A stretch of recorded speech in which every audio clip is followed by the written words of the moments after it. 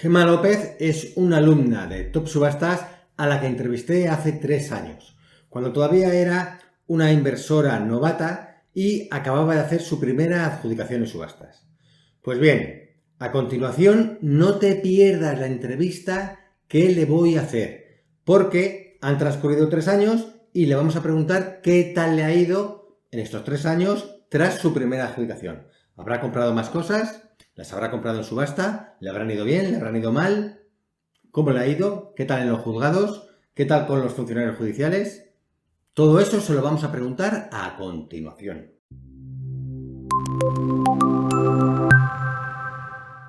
Hola Gemma, ¿cómo estás? Muy bien, Héctor, un placer estar aquí contigo. Oye, hace 3 años que hicimos la primera grabación. Correcto. Tú eras subastera novata. Sigo siendo novata.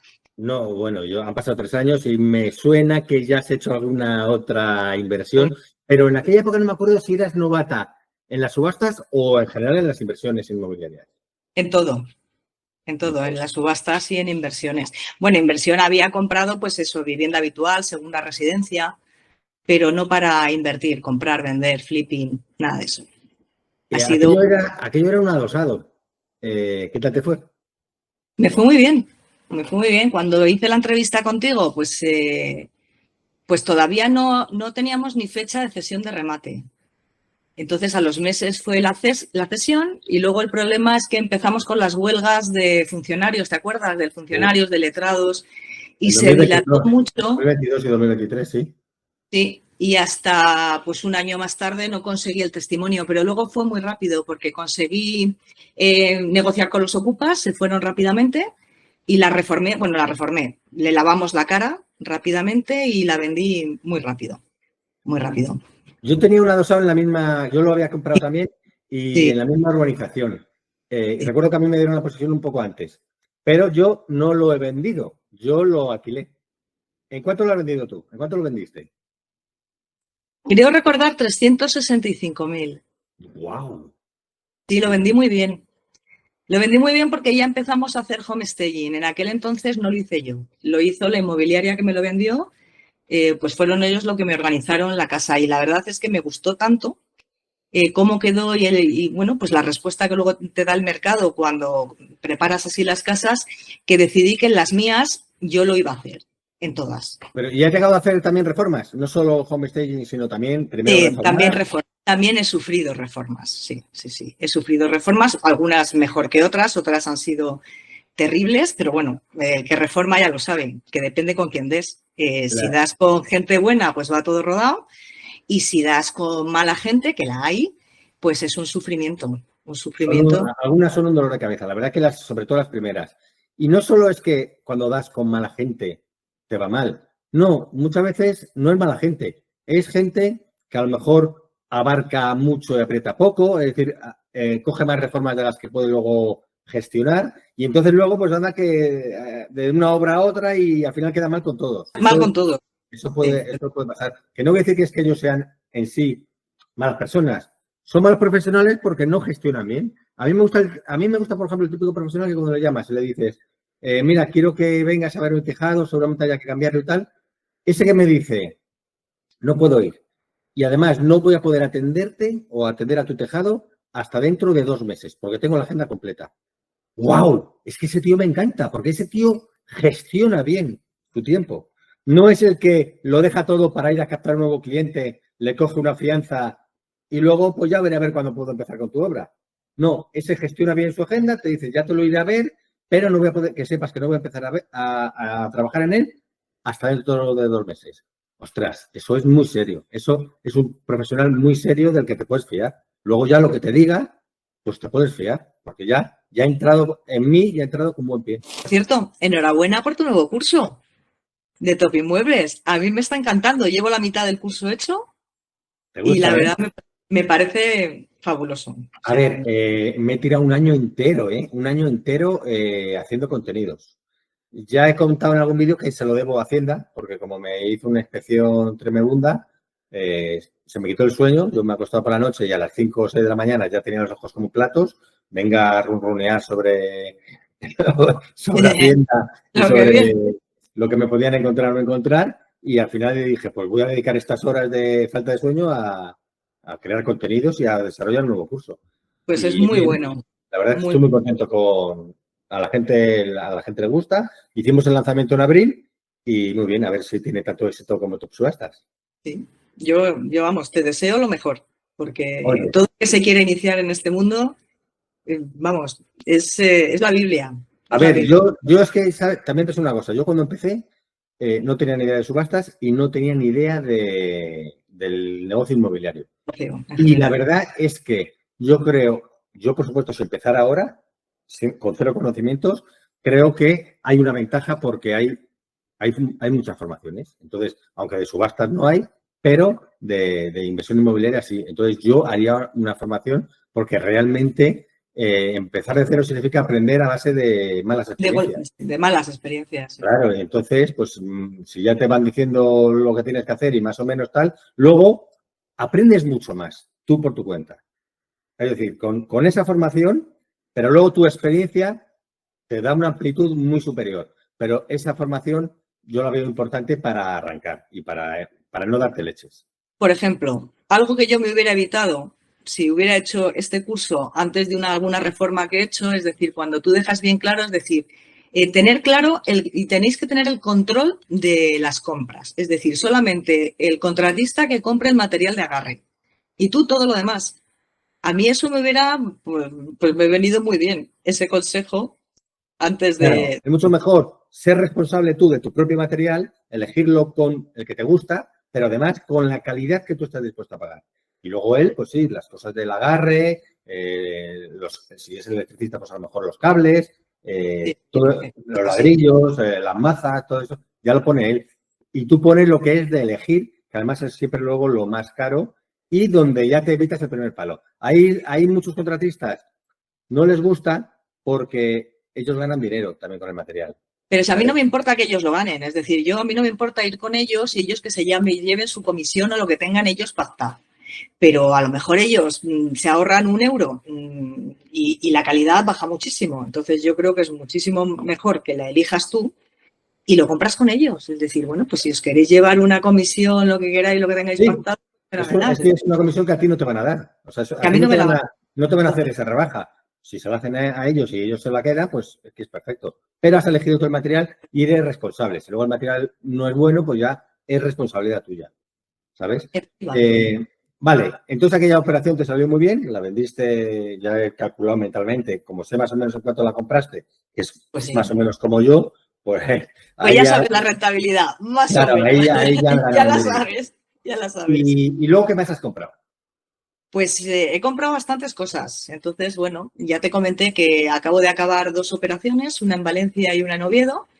Y bueno, pues y la idea que te comenté es que dentro de las subastas las hay buenas y las hay malas. Que al final rentables todas, pero una me ha llevado mucho más trabajo que otra. Una me ha dado muchos más problemas que otra. Entonces, bueno, pues en Oviedo todo ha ido muy rodado porque las instituciones en Oviedo funcionan muy bien, los juzgados funcionan muy bien, el registro, la gente de obras, pues todas esas. Y en Valencia pues he tenido la desgracia de que se me ha alargado pues casi 3 años y he tenido todo tipo de problemas, o sea, juzgados lentos, problemas de ocupas. Me denunciaron porque yo entré y cambié la cerradura. Luego sí, por las bravas, me denunciaron y me condenaron. Pero luego diré que la condena fueron 180 euros. Entonces, a ver, a mí me han denunciado muchas veces por allanamiento morada. Siempre que te denuncian es que has metido la pata en algo. Yo siempre que me han denunciado por allanamiento morada, generalmente es porque una vivienda que yo creía vacía y abandonada por información de los vecinos, luego resulta que aunque está vacía y abandonada, pero a lo mejor va el propietario todas las semanas o hay un vecino que es amigo suyo que le llama y que le dice, oye, ya han entrado. Y el tío entonces aparece. De repente, de no saberse de él en un año, de repente aparece. Y te ganas una demanda por allanamiento. Pues eso es lo que me ocurrió. Es decir, que habían avisado de que se habían marchado y además fueron la propia comunidad de propietarios que me pidió, por favor, cambia la cerradura. Hice mal. Lo hice por ellos, cambié la cerradura y efectivamente los ocupas que había, que también la madre vivía, era vecina del piso y también el anterior propietario se lo dijeron y tal, y me denunciaron. me han condenado. Pues no pasa nada. Porque me ha costado 180 euros, ¿eh? Claro, Entonces, para mucha gente se lo dices y dices, pues merece la pena. Es decir, bueno, pues que es que sepa. merece la pena. Es que da mucho miedo una demanda penal por allanamiento morada. Primero, yo creo recordar que me preguntaste en su momento y yo te dije que no era allanamiento morada, si no era morada, si estaba... en tu caso no lo sé. En el mío... No era, a mí no me condenaron por allanamiento, fue por coacción, por un delito leve de coacciones. Coacciones por cambiar la cerradura. Entonces, bueno. Claro, sí, porque cambiando la cerradura es lo típico que a lo mejor hace un arrendador a los arrendatarios que no le pagan, llega y les cambia la cerradura y eso lo pueden entender como una coacción. A mí cuando me han demandado, la verdad es que como siempre la casa estaba vacía, o casi siempre, y entonces no puede ser considerado allanamiento morada, puesto que no era morada, una casa vacía no puede ser morada. Siempre me mete un poco de miedo. A mí lo que más miedo me da es cuando el tipo que te demanda argumenta que tenía ahí algo de valor. Argumenta que tenía algo de valor. Entonces yo por eso yo siempre digo de no hacerlo. De hecho, sé de gente que se ha metido en un lío de los gordos porque le han dicho, ahí había no sé qué, un cuadro de Picasso heredado de mi bisabuela y le reclamaban cientos de miles de euros que al final consiguió ganar en segunda instancia, en primera instancia perdió y bueno, pues vale. Yo por eso siempre recomiendo asegurarte que la casa está vacía antes de...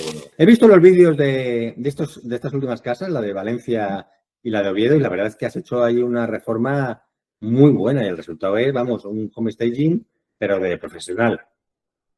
Sí, bueno, eso me decían, pero no ¿Y sé. están a la venta o los has vendido ya? O... Ya los he vendido. Ya los has... Y los he vendido muy rápido, ¿eh? O sea, yo procuro preparar las casas para que en la primera, segunda visita ya haya ofertas y ya haya comprador. ¿Cómo? Pues diferenciándote de los demás. Es decir, de todas formas, la gente tampoco es que se esfuerce mucho. Y tú ves los anuncios en Idealista y da vergüenza, pero de vergüenza. O sea, con la fregona en el medio del salón. Y ya lo habrás visto en el curso en Top Inmuebles, como yo lo cuento, que es que realmente a poco te esfuerces, haces mejores fotos. Es que son infumables el 90% de los anuncios. No apetece ver ninguno. O sea, no, ninguno. La redacción del anuncio ya no está bien, no es estratégica. Las fotos son infumables. No destacan las cosas buenas del apartamento. Destacan las malas. O sea, es una cosa... A poco bien que lo hagas, a poco que lo cuides, ya destaca respecto al resto del mismo barrio. Por ejemplo, para mí algo que es innegociable es contratar un fotógrafo profesional. Sí.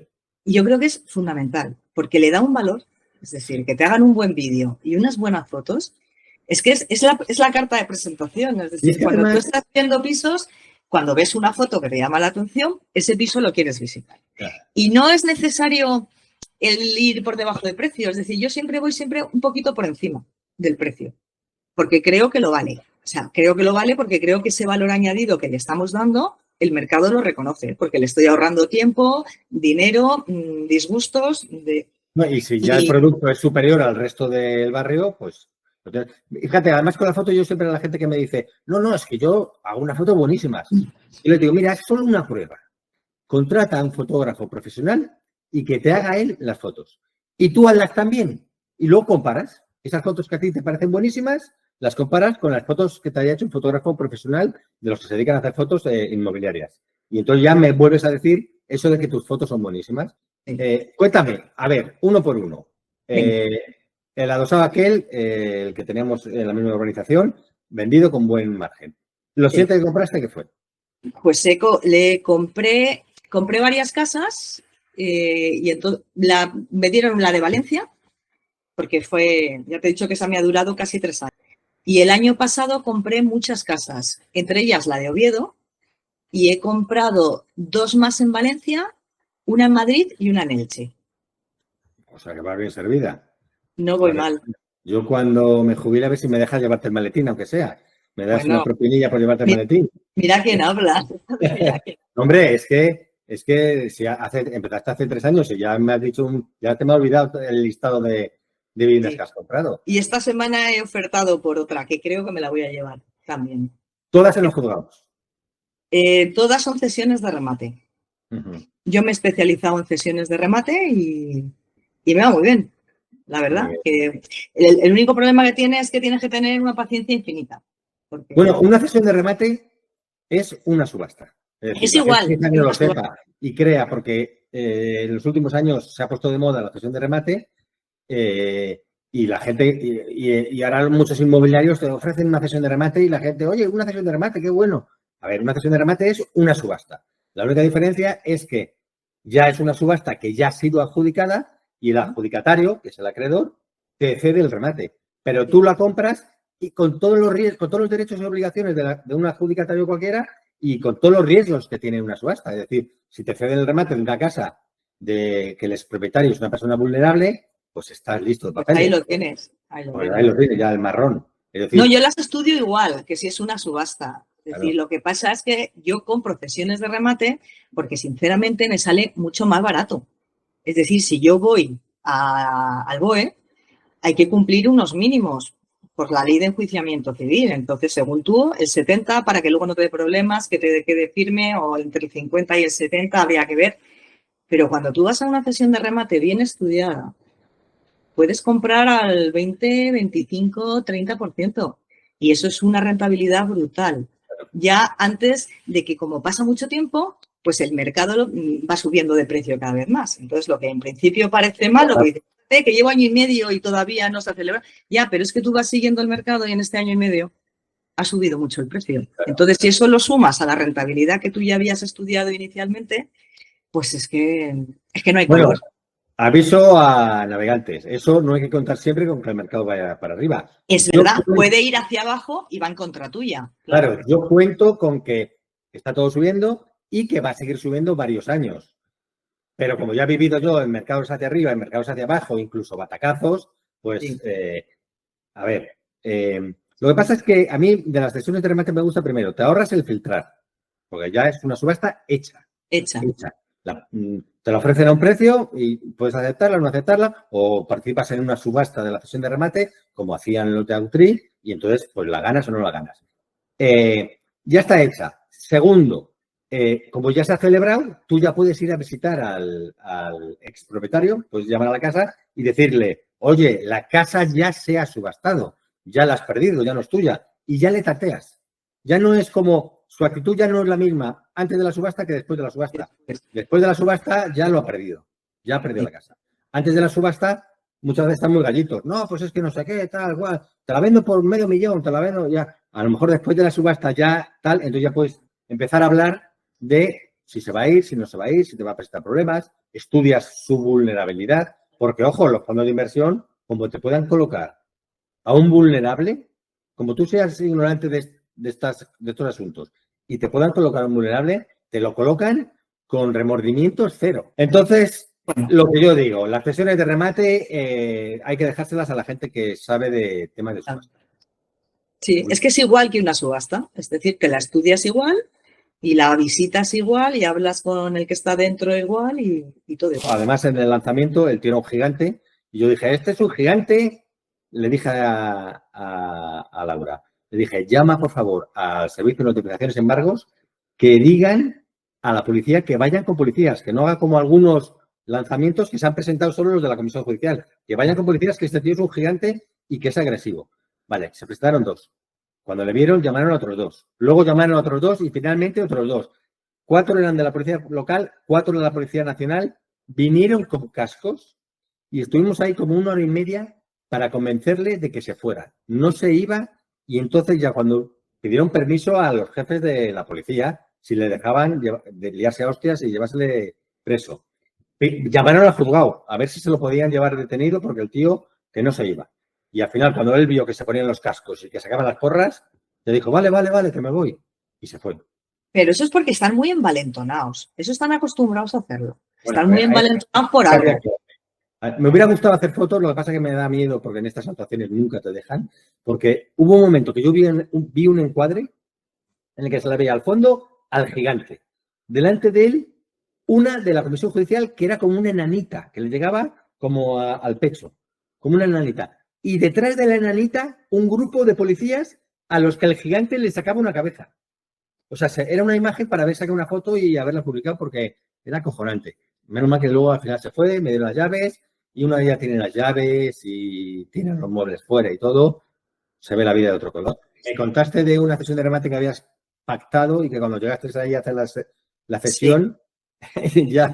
Esa fue otra, sí, sí. Es decir, yo había comprado una cesión de remate y esperamos pues los 6 o 7 meses de rigor hasta que señalizan, se señala, se va a la cesión, nos dan el acta de cesión, que se ha producido la cesión, y a los pocos semanas o meses, pues nos mandan el letrado, manda algo poniendo pegas como que no nos daban la adjudicación. Entonces, claro, el procurador fueron a decir, ¿qué está pasando? Bueno, pues lo que había pasado es que se había adjudicado ya en subasta, había habido postores y se lo habían adjudicado. Y el fondo lo estaba comercializando. Fíjate. ¿Y a ti te habían pillado la señal de arras antes de celebrarse la subasta o después? Sí, y me lo devolvieron todo, ¿eh? No, pero las arras te las habían pillado antes o después, porque yo, en una ocasión, me habían pillado las arras antes de la subasta. Yo les había dado, era la Caixa, era Servihabitat, yo les había dado las arras, pero cuando se celebró la subasta, ya ellos inmediatamente se la adjudicó otra persona. O sea, teniendo mis arras, cuando vieron que el precio al que se la adjudicaba a otra persona era superior a lo que iban a cobrar de mí, dijeron, perfecto, pues no. No, las arras me las pidieron después porque ellos estaban convencidos de que la subasta se la habían adjudicado ellos. O sea, se les había traspapelado simplemente. Totalmente. O sea, cosas de los fondos. Es decir, me la vendieron pues con arras y con todo, con contratos y cuando ya estaba vendida en subasta. Claro. Cosas que ocurren. O sea, este negocio es así. Sí, esto es como cuando ganas una subasta y luego resulta que el señor se había presentado en el juzgado 2 días antes de la subasta, lo había pagado la deuda y al LAG se le había olvidado suspender la subasta. Y tú con la ilusión ahí durante unos días o una semana o 10 días hasta que te llega el jarro de agua fría de que... Y de que no.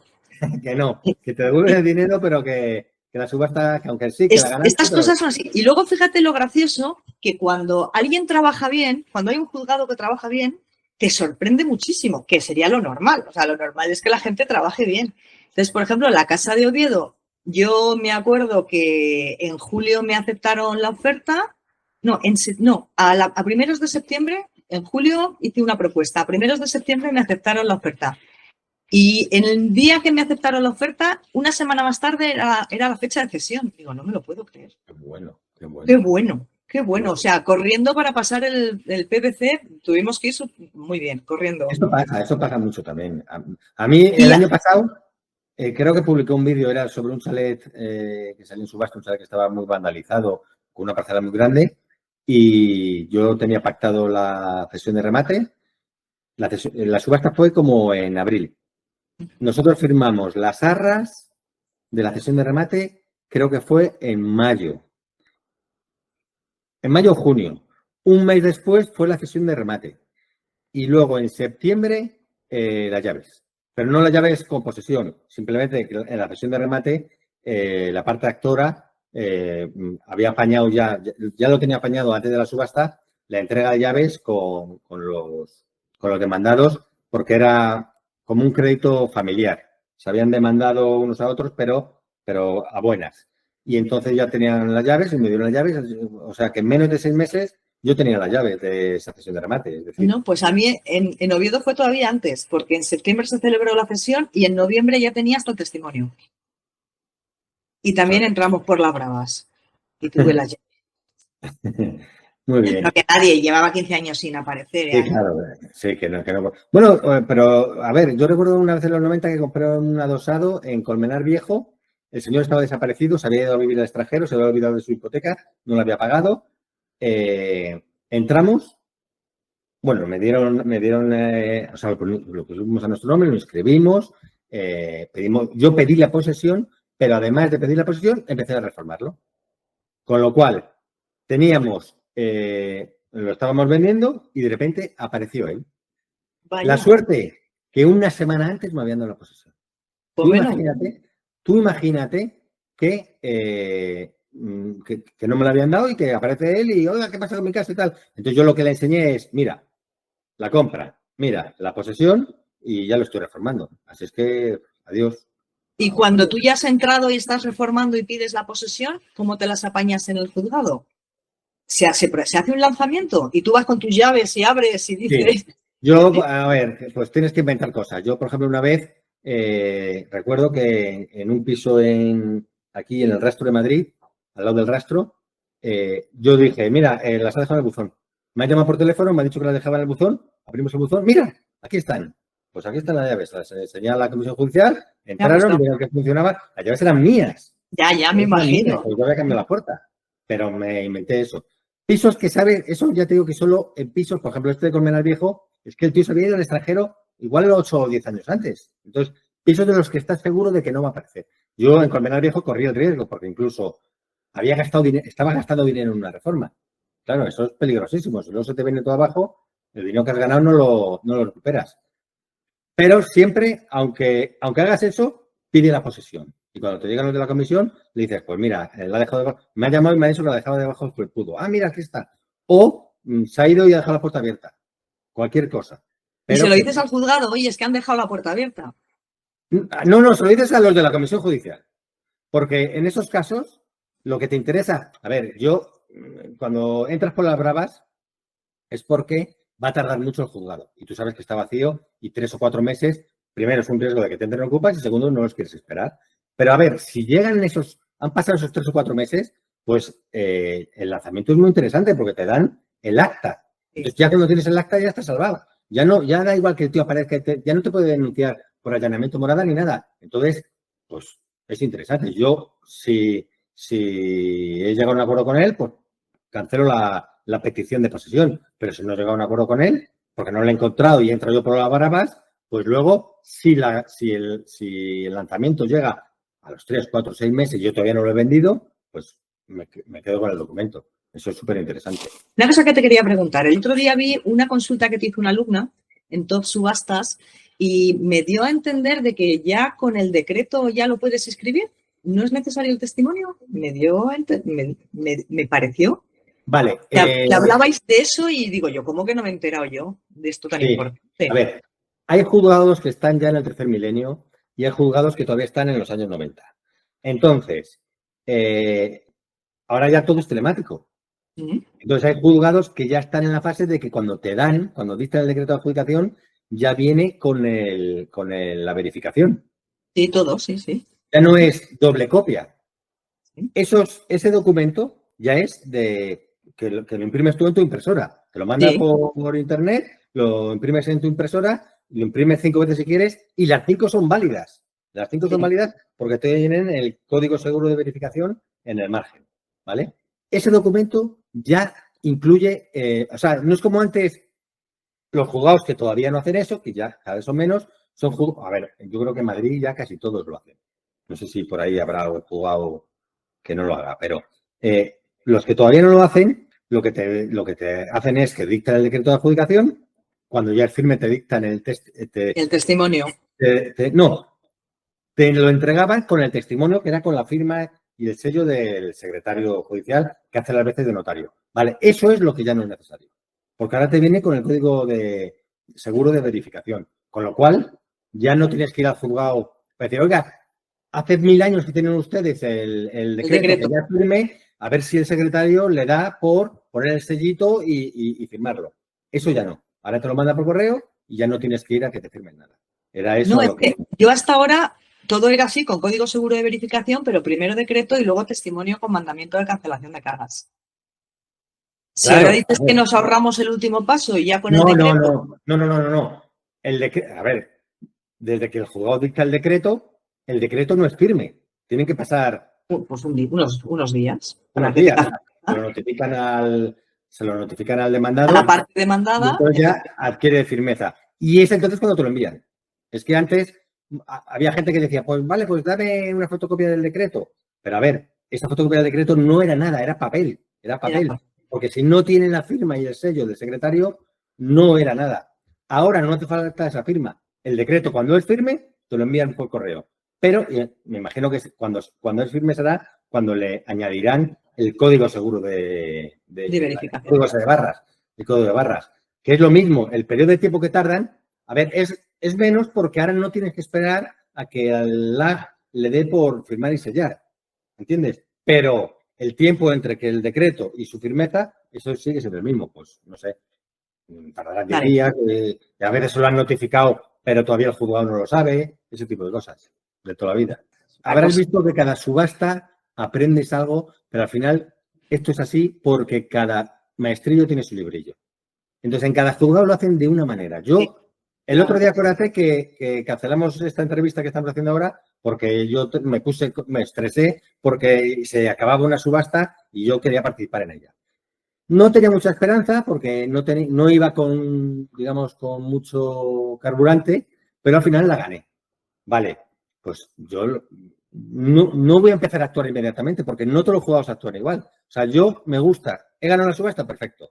En 2 o 3 días, bueno, al día siguiente le llamamos, obviamente no estaba la secretaria judicial, tampoco, o casualidad, tampoco estaba la funcionaria que tramitaba ese expediente, o sea que lo del pan nuestra cada día, pero yo voy a hablar con ellos y les voy a preguntar, ¿qué queréis? ¿Vais a dictar el decreto de adjudicación? Hay juzgados que no lo hacen, la mayoría sí. ¿Vais a dictarlo? Pues ¿me lo vais a dictar cuanto antes? Sí. Venga, pues pago. Si me dicen, no, pues ya veremos, entonces pago también para cortar la posibilidad de que paguen la deuda.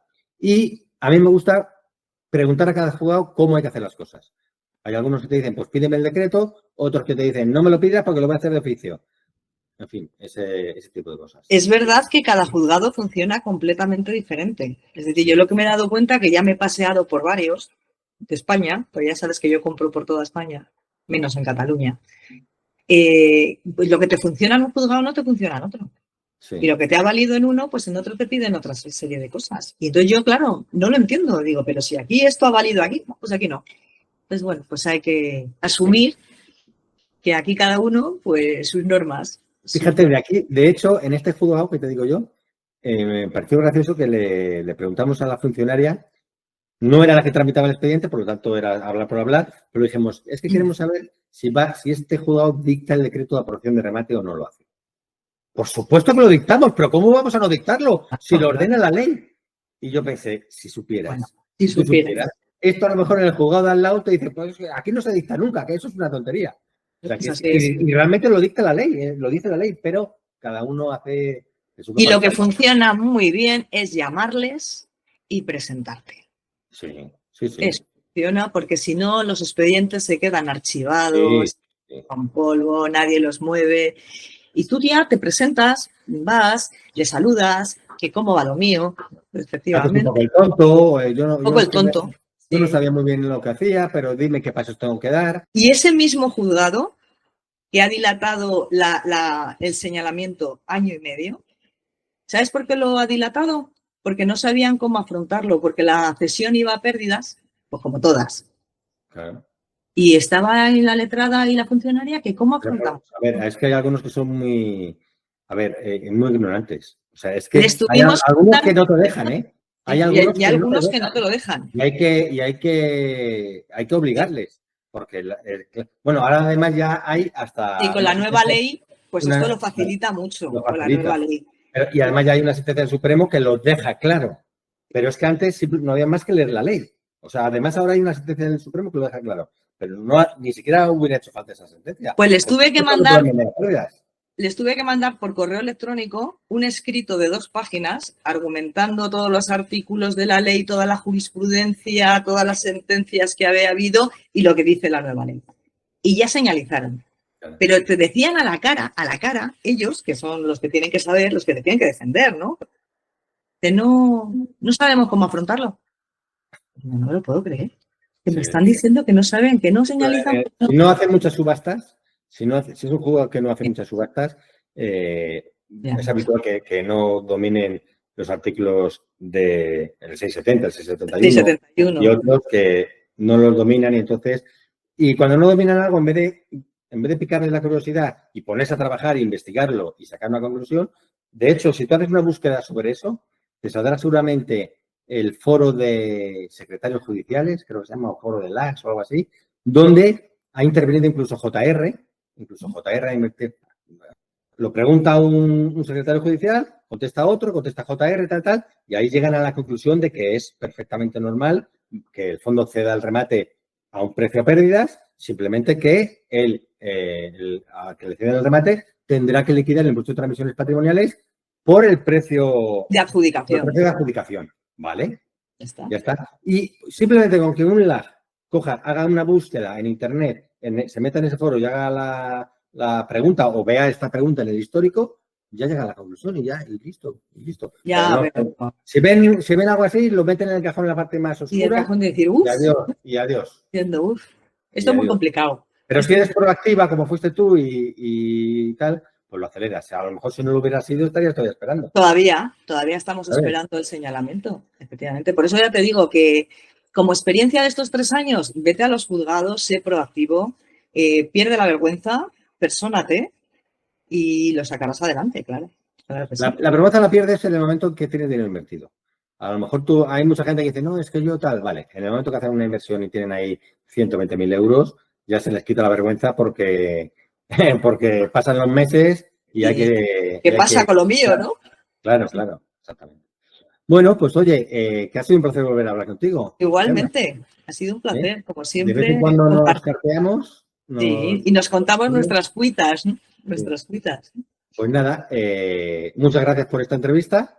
Gracias a ti, siempre. Y a ver si en la próxima me cuentas otras 7 o 8 adjudicaciones.